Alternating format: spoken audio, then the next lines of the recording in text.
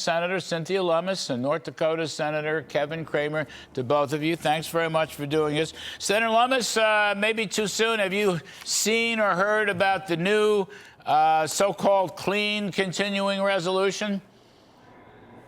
We just heard about it from your reporter while we were listening and waiting. So that's our first exposure to it. It actually sounds pretty good to me. Yeah. So I'll ask you a follow-up just quickly. It's been, Hillary Vaughn's a great reporter, by the way, so I'm sure she's got the scoop for everybody. But here's the thing. Why do you all want to suspend or end pay-go? In other words, you're spending on one side. Nobody knows how much, by the way. Nobody knows what the first bill cost. Nobody knows what this bill costs, which I think itself is a great disservice to taxpayers. But pay-go, remember that if we're going to increase spending on one side, we're going to cut it on the other, because the idea was, Senator Lummis, and I'm going to get to Senator Cramer in a minute, the idea was we spend too much money, or let me put it to you differently. Joe Biden spent too much money creating inflation, and we know that Bidenflation is still around. I'm going to get to the Federal Reserve System in the next segment with Charles. But the point is, what happened to pay-go? Why don't we have offsets anymore?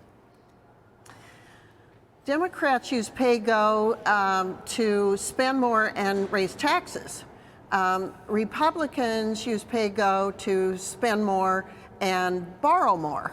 But neither party uses it to cut spending. Right. So that's why it doesn't work. And that's why I am so pleased that Elon Musk and Vivek Ramaswamy are taking this Doge effort to really dig into the inefficiencies and the poor spending and consolidating government agencies and ferreting out waste. They're our last hope, because the Congress doesn't have it in them to do it. Well, apparently not. I mean, you know, Senator Cramer, this new CR, this clean bill, as it's called, which I think the word clean is a very poor adjective, but whatever you're going to call it. You know, I'm not hearing spending offsets. I'm tired of Biden. I'm tired of Bidenomics. I'm tired of Bidenflation, and I'm tired of Biden spending. And if you're going to have some priorities, it should be offset. It's a lost art, but after all, that's part of the problem. You know, the fact that we have a new Republican administration in Congress does not necessarily mean we have to use it to imitate what Democrats have done. That's one point. The second point is, Senator Cramer, I want to get rid of the debt limit altogether, the debt ceiling. It's a stupid thing. It ties up, you always get into these government shutdown politics. You know this. You've been around for a long time. Senator Lummis, you know this. You've been around for a while.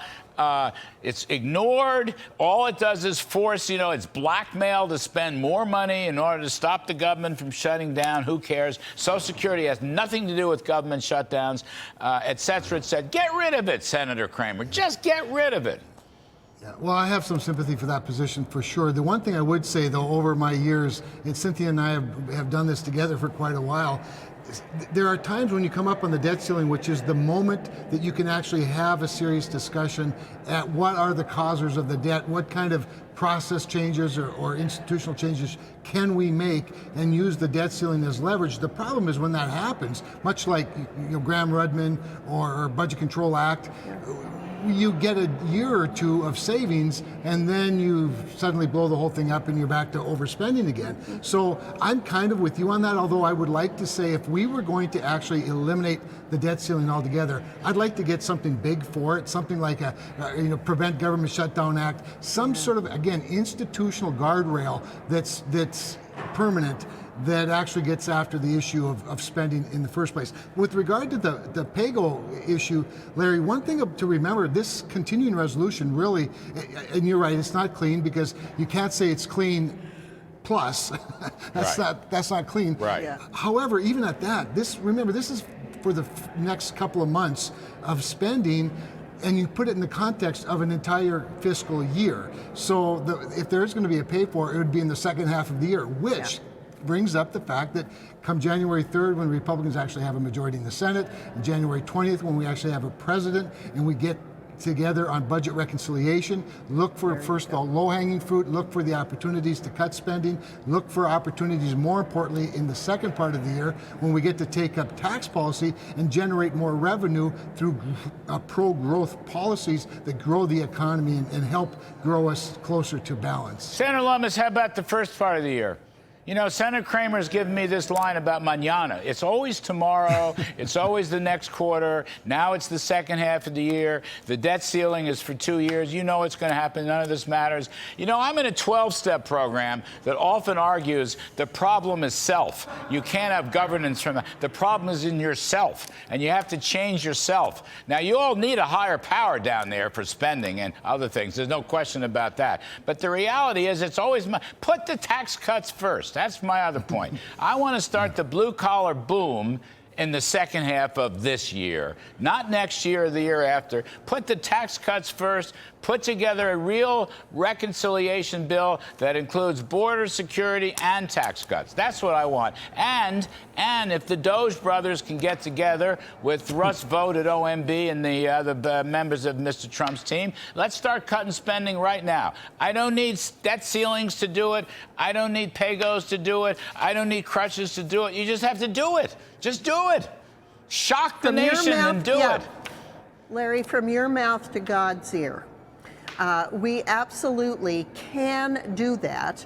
And the plan is to put the border security and some defense components of reconciliation out first, and then follow it up with the tax component. No. All at once, ma'am. All at once. As sources close to President Trump are telling us. He would like one big, beautiful bill. I don't think it gets done any sooner, though, Larry. That's the point. If you're going to do one great big one, if the end date is September of next year, or you're going to do a easy one early and then do the tax 100 days, September Senator of next Cramer. year. 100 days, maybe 120 days.